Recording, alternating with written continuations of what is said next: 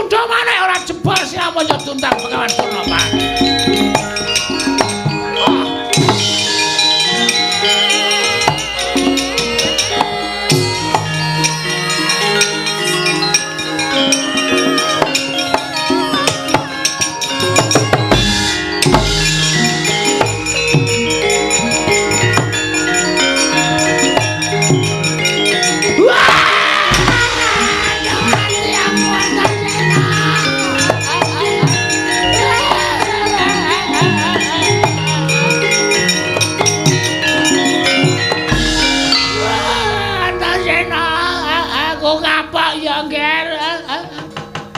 Ngopo Mbah kok nangis? Kowe pancen digdaya tenan Antasena.